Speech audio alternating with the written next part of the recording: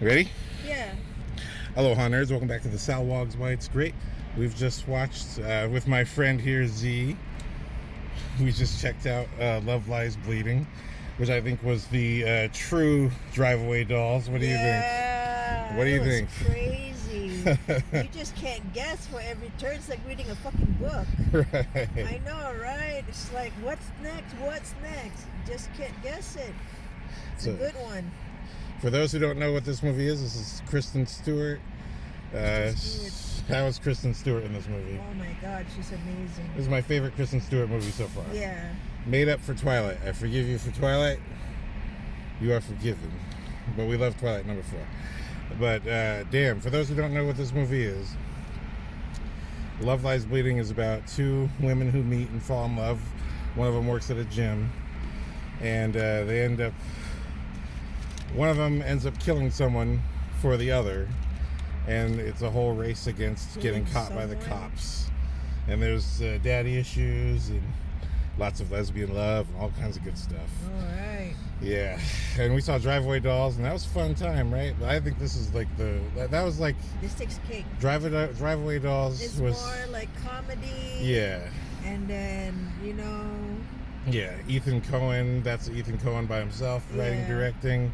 That movie was good. They're just renting a car, really. Yeah. And they get up into these hijinks with all these other people. I know. And I'll never say the word the senator. Yeah, the senator. That was a love story between two lesbians. It's very similar, but I think this is what I wanted story-wise. Like there's a lot going on between these two people. We see the relationship develop. The actress who plays Jackie, I think she was fantastic. I think it's Katie O'Brien. Yeah, it's amazing. And I gotta say, this is my first time seeing like a muscular woman and go, whoa, she's hot. Like, whoa, she's like really beautiful. I'm scared of her. I was scared of her too. What I thought was funny is like she's like this drifter. Every time she just it's I like know. She-Hulk, man. It was She-Hulk. She literally was like the She-Hulk. This was like the She-Hulk. This is also the She-Hulk show I would have preferred. Yeah. You know what I mean? I feel like watching, because she's like a drifter. Yeah. She drifts into Kristen Stewart's life. Yeah. And it's exactly like, do you ever watch the Incredible Hulk show with Bill Bixby? Yeah. It felt like an episode of that at a certain point where the Hulk just sees a drifter and he sometimes has semi-love stories with people or gets endeared to their families, and then all of a sudden the family's caught up in a drama that they need to solve, and it takes the Hulk to deal with it. I know. And that's what happened. Like the Hulk, she ripped out his clothes and hulked out. It was amazing. I know. I was really, and when she literally ripped out of her clothes, I thought that was awesome. It was like the real She-Hulk. So. Yeah, she is the embodiment. Right. So is this a recommendation? Do we like this movie? Yes, of course. Go see, not Drive-Away. Well, see Drive-Away Dolls, then see Love Lies Bleeding. Yeah. Thank you for joining me, Z. Thank you for this quick review, and aloha.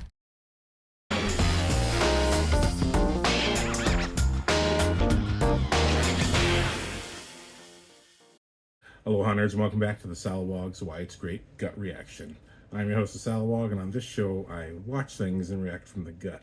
Last week, I had the pleasure of watching this movie called Love Lies Bleeding with Kristen Stewart and Katie O'Brien. And in this film, Kristen Stewart she runs a gym that's owned by her father and gets into this romantic relationship with a drifter who comes in and does working out in the gym, played by Katie O'Brien. So, lesbians. And what's great about this movie is I had seen Ethan Cohen's Drive-Away Dolls a few weeks prior, which is also about two lesbians on a road trip. This is not a road trip movie exactly, but there's crime elements involved. And while that movie I loved because it was essentially, hey look, I'm a guy, okay? I'm a dude. She's a dude. He's a dude. Drive-Away Dolls is 2 hours of beautiful women making out with each other and other things. So I enjoyed it. I mean, it was a good enough movie, but I mean, I enjoyed it. I enjoyed it a lot. But I think Love Lies Bleeding is much more what I was, wanting from that movie when I left it, but also it's what I didn't realize I wanted as a story to watch. It was just very, very interesting. Like I said, Katie O'Brien's a drifter. Kristen Stewart's dad is somehow tied up in crime because FBI agents keep trying to come and talk to her and ask her about her dad. And after these two, Kristen and Katie, get in a relationship together, I'll just say somebody gets killed by one of them. And then it becomes a whole cat and mouse game of trying to cover up the murder. And really, the relationship is tested by everything that happens after the murder. You kind of find out whether or not do these people really love each other.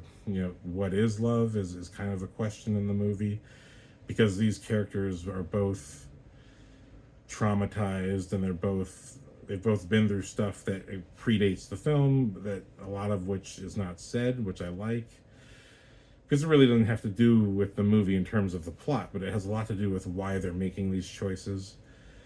And what I saw with my friend, what we both really responded to, is we both have grown up with various traumas and difficulties as kids, and very much so that's what's going on with these characters, is that they both have these some of which is choices they made, and some of which is choices that or things that they experienced that were completely out of their control when they were younger, and that's the reason they are where they are. So Kristen Stewart has almost no relationship with her dad except for running his gym, and Katie O'Brien is a drifter. And so she's completely left wherever her home is for some reason. And when we get into sort of them being in a relationship, and we get to see Jenna Malone playing Kristen Stewart's sister. I love Jenna Malone all the way back to Donnie Darko, Sucker Punch. Whenever she shows up, it's nice. It's like, hey, it's you. What's up, you? And she's a great character. And we have Dave Franco playing her husband. And as we sort of get into the weeds of their relationship and what Dave Franco is like as a character, this is the 90s. It's a really gritty, grungy time, not unlike today. But it's also, subtextually, like I said, the Kristen Stewart's father is tied up in crime. So we have a lot of this kind of things being swept under the rug. And quite literally, the characters who are killed are rolled away in rugs, just like John Wick. So that's fun. But, we have this whole sort of subtext of things being swept under the rug, things not being spoken about. And and it all builds up when we see what kind of character Dave Franco is, and we kind of see the reaction to things that he does. Dave Franco is the victim. You kind of see the entire history of what's wrong with Katie in her reaction to seeing these things. And like I said, the murder occurs. Our main girls have to cover it up for multiple reasons. There's so many reasons going into it. And it's this really twisted love story where, because it's a very tight cast, because of this tight cast and all of their conflicts bouncing off of each other, it's hard to talk about without spoiling it. As we see the relationship be tested by this sort of situation, we get some really juicy scenes between all these characters, I think. And I love that we have these little montages of the characters being together. They're juicing. Juicing means they're taking steroids. They're both juicing. They're getting caught up in it. Katie O'Brien wants to be basically what Arnold wants to be. She wants to be Mrs. Universe. She has her own dreams. These are complete characters that, they have wants and desires and histories, and you can feel it all, and you want them to have what they want. What I love is that despite the questionable nature of everything that goes on in the movie, you still kind of want, or at least I still want our girls to make it out of this movie. A little bit like Thelma and Louise. You just want them to make it out, even though, the things they've done are bad. And it's such a great build up. And what I liken this movie to me, because Katie O'Brien being this bodybuilder, there's literally sequences where she hulks out. Throughout the movie, you're seeing these quick cuts of her muscles getting bigger, but literally, there's two scenes where she like hulks out, and then one of them literally rips out of her clothes. It's in the trailer of her just her muscles and her strength and her anger and all of that building up so deeply. I just thought that was wonderful, and I really felt like this is like an episode of The Incredible Hulk, where in the Bill Bixby show, Bill Bixby is a drifter, and he just needs a place to stay. He needs to make some money and kind of hide for a little bit as he tries to find somewhere where he can work on a cure for his Hulk. He treats the Hulk like it's a disease. And in the midst of that, he ends up getting caught up in the personal troubles of the people who help him out.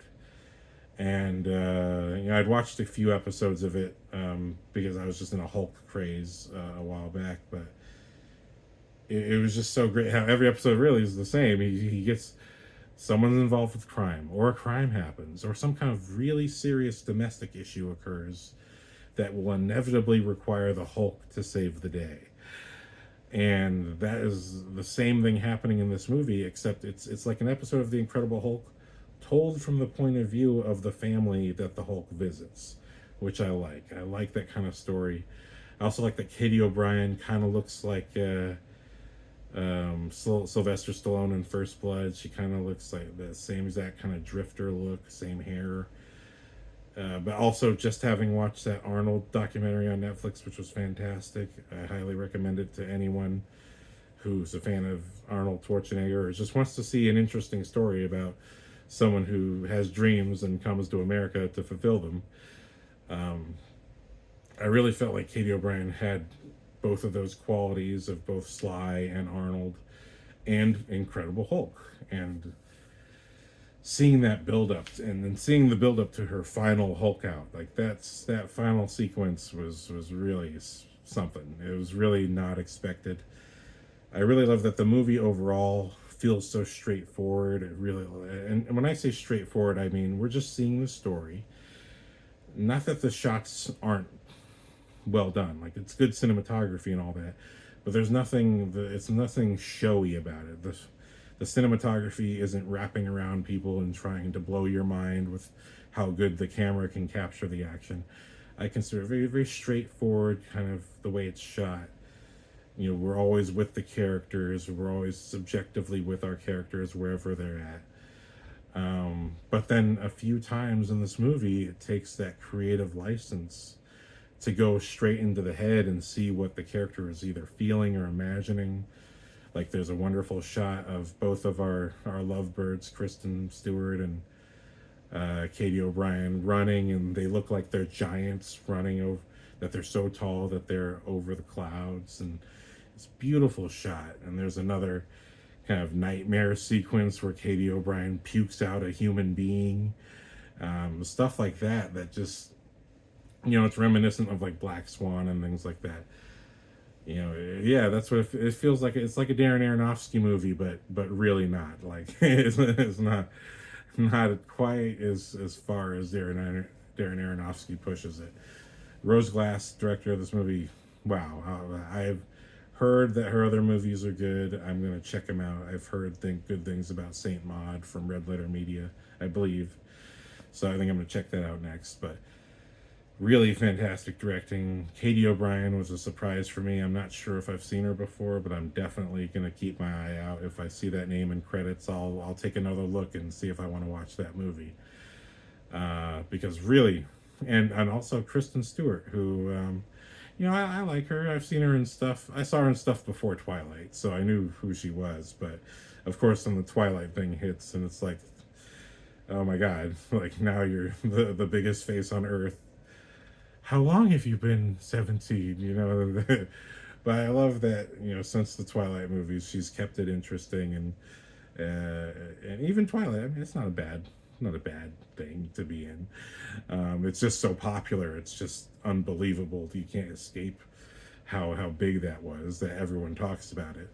But I think this is my favorite role that I've seen her play. She's really playing a dirty, grimy, gross kind of, playing a character in a very dirty, grimy, gross place. And although maybe there's some familiar, um, I don't know.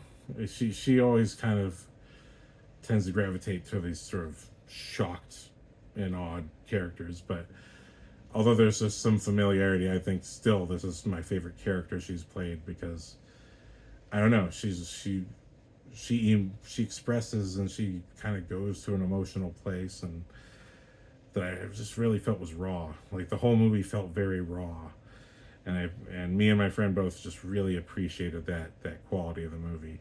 I wish I remembered some of my friend's comments. She's really astute about it. But yeah, we both really dug the movie, and I cannot give higher praise to a movie than Love Lies Bleeding so far. I think that's definitely my favorite movie that we've seen so far this year. Uh, Imaginary was lame. I'm sorry. Imaginary was lame. Saw Damsel. That was interesting. I thought the ending could have been a little bit better, but I thought the overall premise was good and overall filmmaking was very good. It felt like an animated movie in live action, which I really enjoyed. For I think a good 70% of the movie is what I, not that I could imagine what this movie should be, but as you're experiencing it, I'd say 70% of this movie, I'm like, right on. I like where this is going. I just feel like the ending kind of drops the ball in terms of believability and like proper payoff. I think there could have been a better payoff to how they ended the movie, because otherwise I love the cast and Larry Fong, cinematographer. He did so many of Snyder's movies and J.J. Abrams movies, and he did Lost also. That's with J.J. Abrams.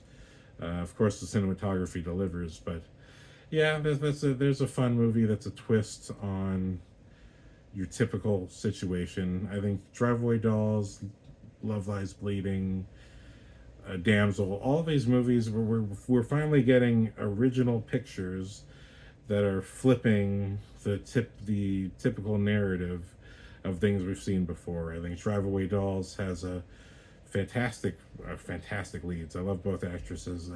I don't have the names off the top of my head, but when you see the main actress there, well, she's from Texas, and everything is pretty honest in Texas, and she's basically the guy slut, or the man whore, or whatever.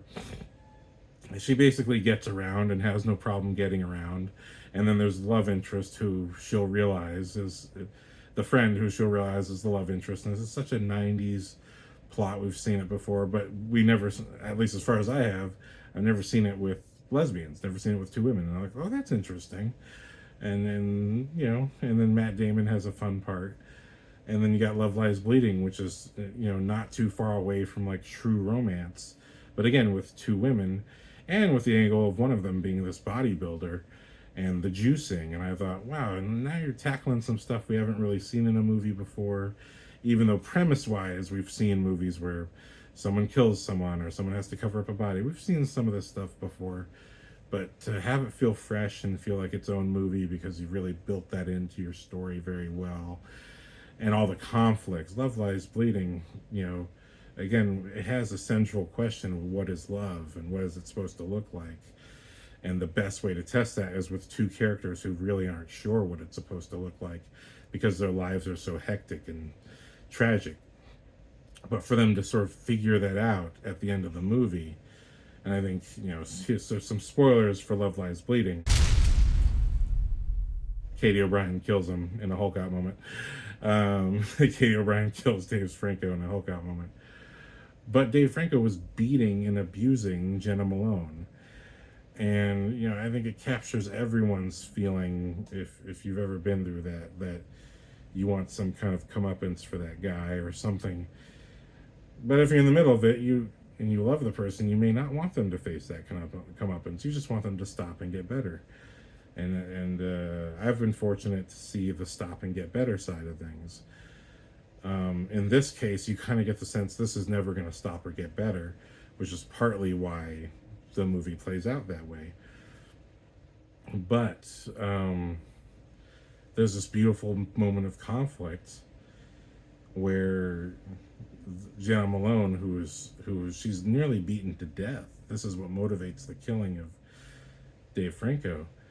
But Katie O'Brien is actually been tied up, and she's going to be delivered up to the cops by the dad. And so Kristen Stewart has to go and interrogate the sister, say, hey, what's going on? And then they have this conflict of hey, look at what this guy did to you, and then you killed him. It's amazing that in that moment Kristen Stewart just goes up and presses her finger into the wounds in Jenna Malone's face and basically torments her to reveal where Katie O'Brien is, and tells her that you don't know what love is. And I thought, wow, and it's all kind of wild and crazy, and is it the right thing to have killed Dave Franco? I don't think necessarily, no, but all the questions of what is love and what's acceptable, how should people be treating each other, they're just being presented here, and you as an audience member can decide for yourself. The movie doesn't say that Kristen Stewart is right, but you understand why she feels she's right. And I really think that's the best thing about the movie. Is just getting where the character's coming from, and then you still get to, at the end, decide for yourself. How should it have ended? What was the right thing? You can decide that for yourself. But it still ends in a very satisfying way. I think, again, since we're in spoilers, I love that there's this character who pops up from the beginning who's clearly a junkie. And what I love about Kristen Stewart's character, they clearly had a former romance that's not really going on anymore. And the junkie girl is trying to get in her pants again and trying to say, hey, why don't we meet up later? But you kind of get the sense that, or at least the way Kristen Stewart takes it, you kind of get the sense that, oh, this girl's kind of looking for a free hookup. And so Kristen Stewart just pulls out some money and gives it to her, and then the girl backs off. And that's what kind of explains the entire relationship to you. There's something being explained without any lines of dialogue. The way it's handled, the way it's delivered, the way it's performed, the way it's directed, everything tells you, wow, this girl is just a little user. And she's really just unable to do anything on her own. She's just kind of, Kristen Stewart may not even be her only person that she hits up and does this with. But essentially, she was just looking for a handout. It's just like, wow. But you see, Kristen Stewart has this generosity within her. It's not just she's trying to get rid of her, but she's not trying to show off the money she has. She clearly does not have a lot of money, but she realizes what this person wants, and Kristen Stewart has the ability to understand what people want when they talk to her. And when it comes to Katie O'Brien, you kind of get this, she kind of immediately lets her into her life, and they begin this relationship, and it is kind of beautiful. But then again, when the conflicts start, you kind of see why Kristen Stewart acts the way she acts, and she, Katie, being a drifter, immediately asks for a place to stay. And Kristen Stewart does not hesitate to say yes. But you understand that Kristen Stewart has a sense that she really loves this person, and that's why she's saying yes. So all these layers are there in the performance that I really think, and these are things that really dialogue could not convey, and shouldn't convey. A lesser script like an Imaginary, and okay, I'm going to get to Imaginary in a minute. But look, okay, now let me get into it now. What? Are we recording? I'm hanging out with my imaginary friend, Wow. Cool Ted. You want to come say hi to him? Hello, Cool Ted. Cool Ted is hungry. Cool Ted is hungry. What the fuck does he want? I want burger. Oh shit! Dang, Cool Ted. Pussy, pussy, pussy, pussy, pussy. Stop it! Okay. I'm so sorry. I'm so sorry you had to see that. I'll be going now. I hate Imaginary. I hate this movie. Imaginary is about a woman who's a stepmom to two daughters and the new wife of the guy who plays Jesus from Walking Dead. Nice to see you again.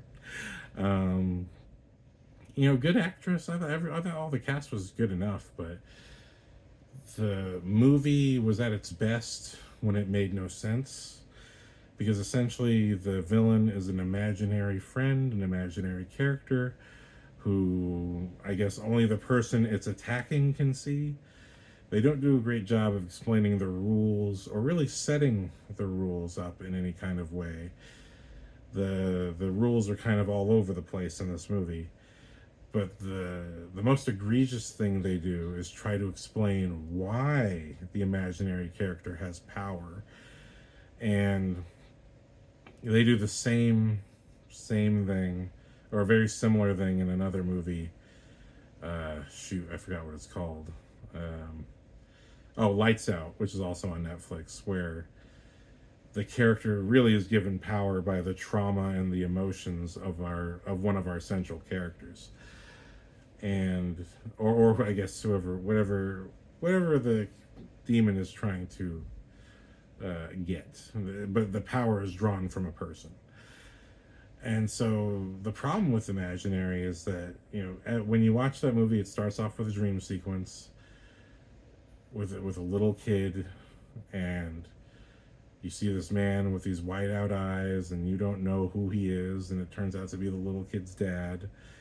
And the movie kind of reveals things in a very awkward way. If I was editing the movie, I would have really rearranged the way this movie unveiled its premise. Because we start off with a dream, then we see the woman with Jesus from Walking Dead. We don't even see the kids. The kids are revealed later. So the movie just kind of doles out these things as if to say the world should be revealed in these petals, but it just makes the movie more confusing. Where when the kids show up, you have to take time to go, oh, those are his kids. Okay. I think there's a better way to edit that movie, and they did not do it right. It's just, look, I don't care if the script said that. You got to make the movie make sense in the cutting room. That's why they say the final place the movie's written is in the editing room, because it's then revealed 15 minutes later that the main character goes to see her dad, who is the guy with the whited out eyes, and it feels like two separate scenes were cut and put together. It looks like just because she's wearing the same outfit, where she's reading to her dad, and then he gives a piece of information that comes up later in the movie. And the most egregious problem with the movie is literally in the last 40% of the movie, they just start explaining everything and giving all the character history that's supposed to explain why the events unfolded. But they just start explaining so much that at a certain point, you just want them to shut up. There's that scene in 21 Jump Street where Jonah Hill's undercover with Dave Franco, and he sees his neighbor, and the neighbor sees him and says, "Oh, Schmitty," and he goes over to talk to her, and she's like, "Aren't you a cop undercover now?" And he's like, "I need you to shut up. I need you to shut up right now. I need you to just..." And he literally goes over and pulls her lips together. Imaginary, and clearly they saw Split, because they got the same actress from Split. At least that's how it feels. I mean, if that's not what happened, I'm sorry, but it's just like you got the actress from Split explaining the plausibility of the villain, explaining the history, and then you have the main character start just explaining the exposition of the history. And much of the problem with the movie is that the main character spends so much of the first half of the movie freaked out and intense that when the intensity happens, and then they start trying to be calm and explain everything.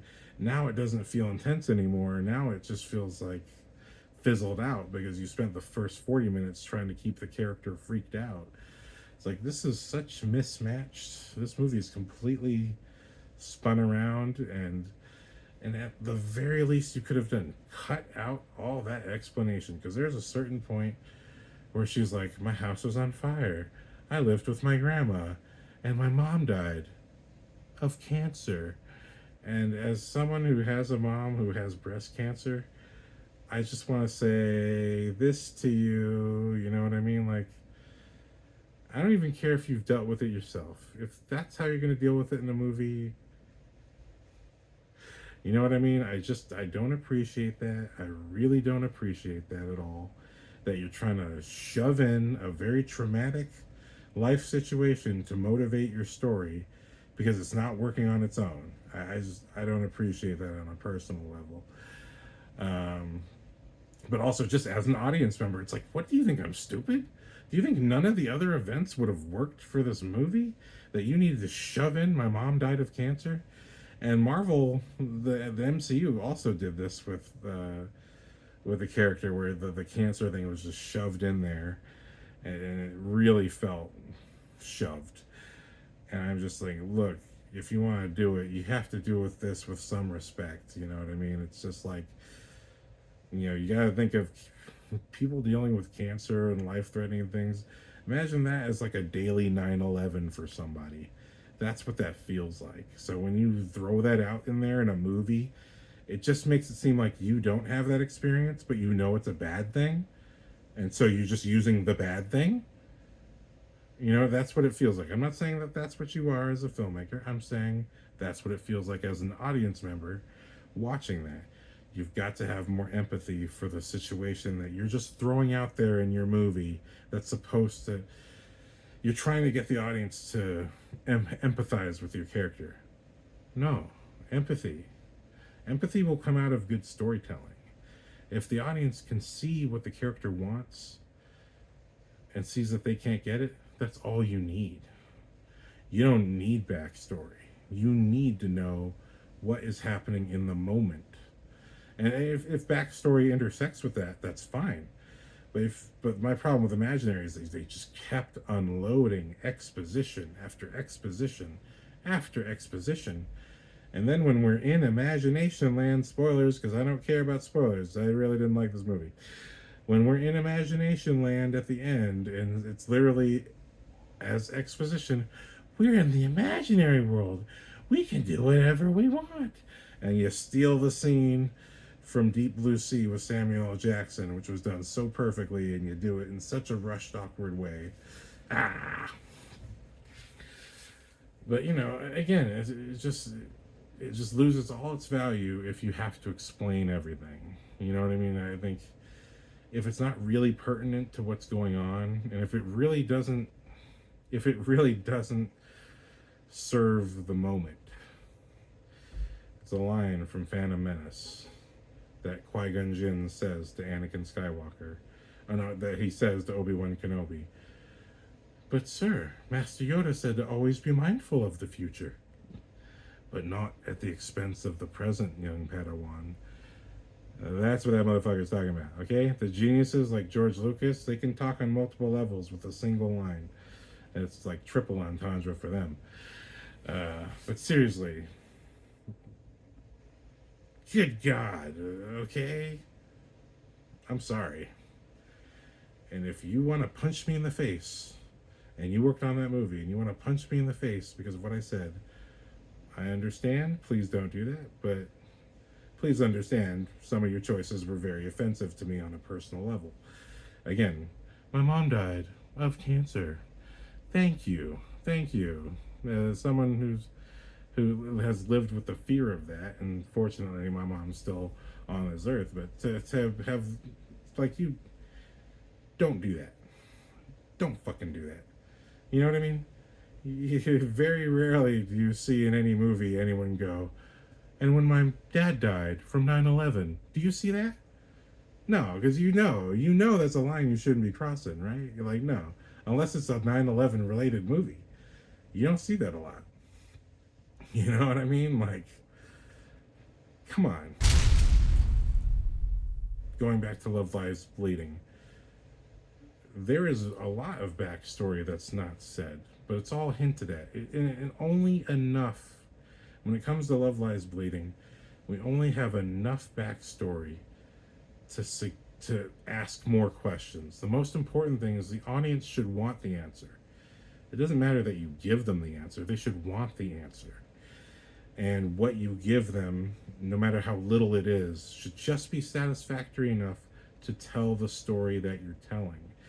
One of the questions brought up in Love Lies Bleeding is, did Ed Harris, Kristen Stewart's father, kill her mother?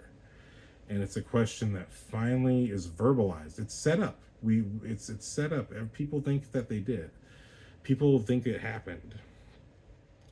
It's unclear, but finally at the end of the movie, Kristen Stewart asks, "Did you kill my mom?" And then there is an answer. But this comes out of conflict.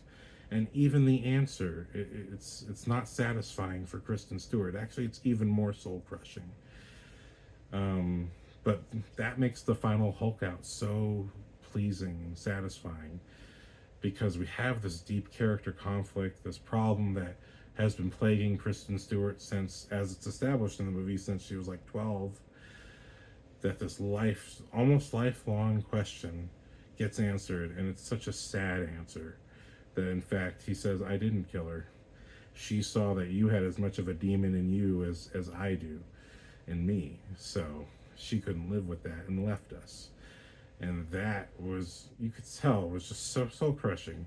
And that's just a beautiful twist for a story. You know what I mean? We just had enough of a question to want to know. The audience should want to know.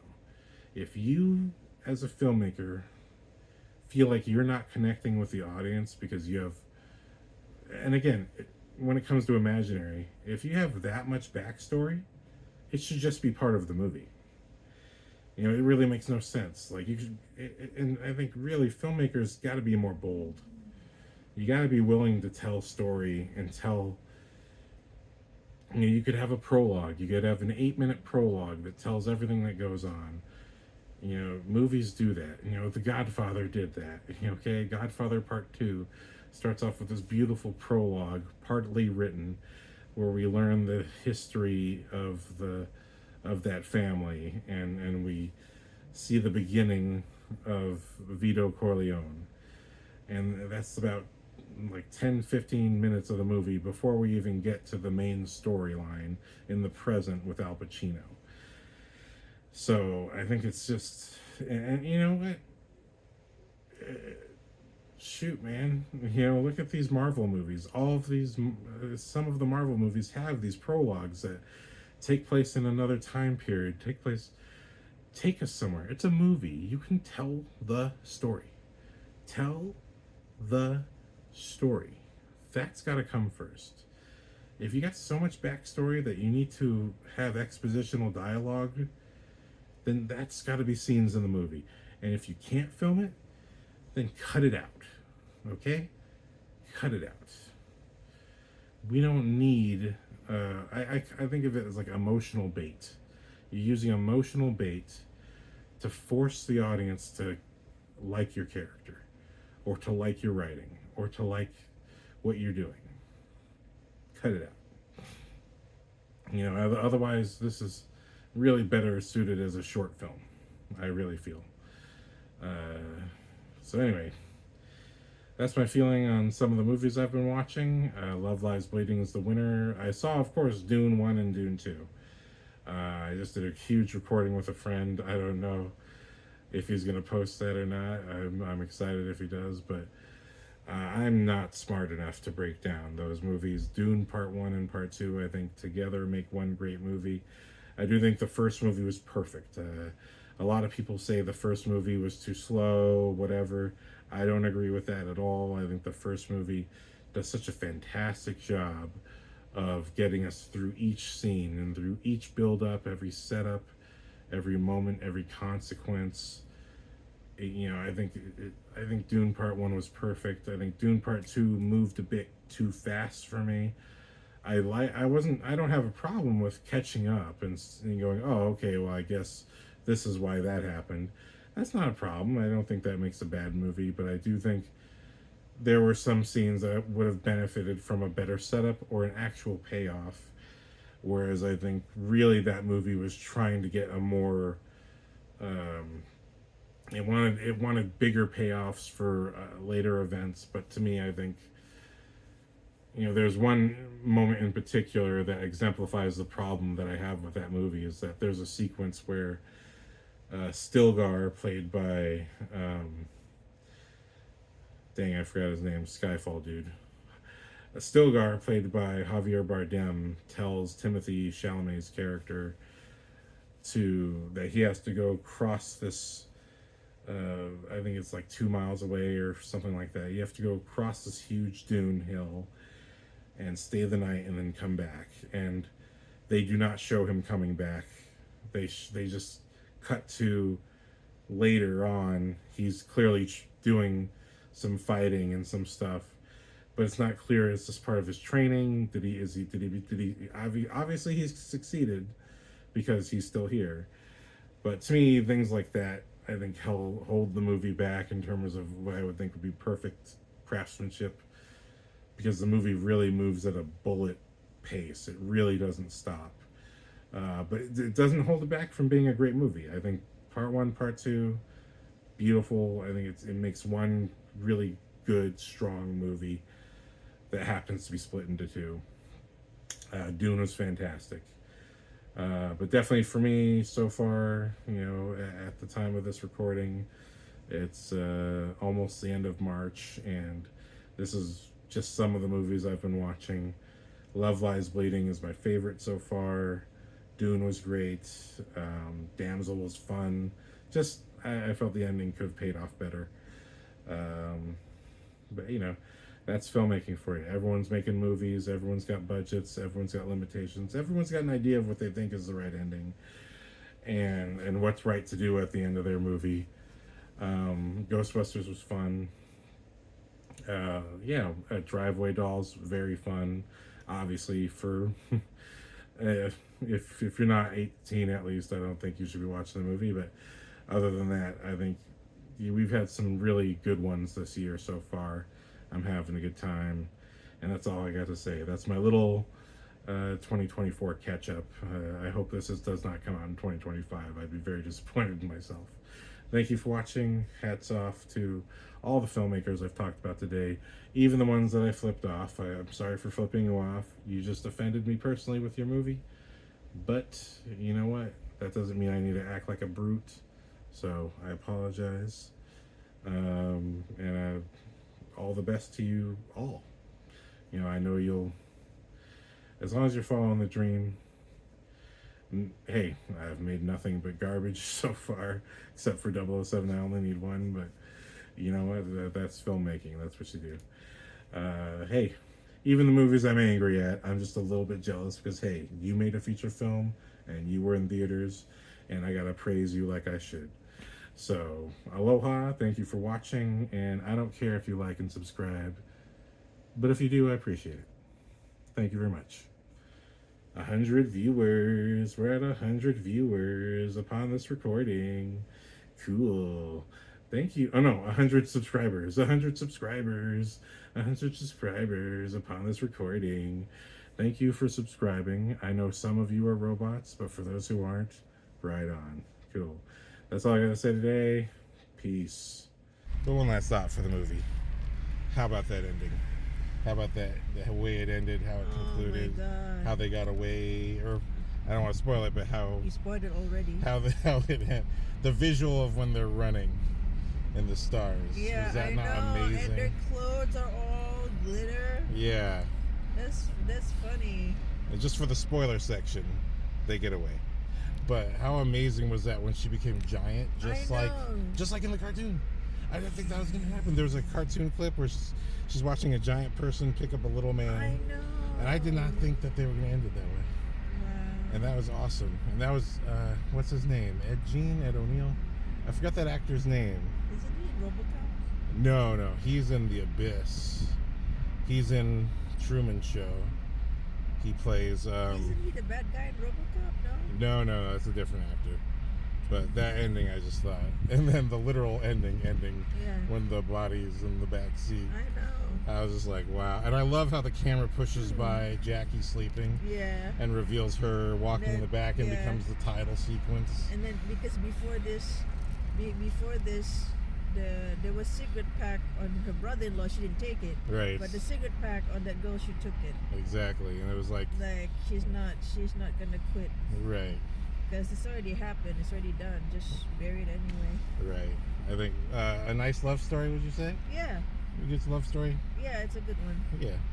This is a better love story than most movies. Yeah. I'd say like Pirates of the Caribbean level love story. We didn't say that. Yeah. She Kristen Stewart is the she's the Titanic level. Yeah. No, I'm saying Pirates because everyone wanted what's her name in Pirates? Swanson. Yeah, everyone wanted Elizabeth Swanson. Everyone wants Kristen Stewart. That little drug lady. She drove me nuts. I was glad what happened to her. Yeah. But you know what I mean? She drove me nuts. I was like, go away, go away. I know. You know? And then, she went away. She went bye-bye.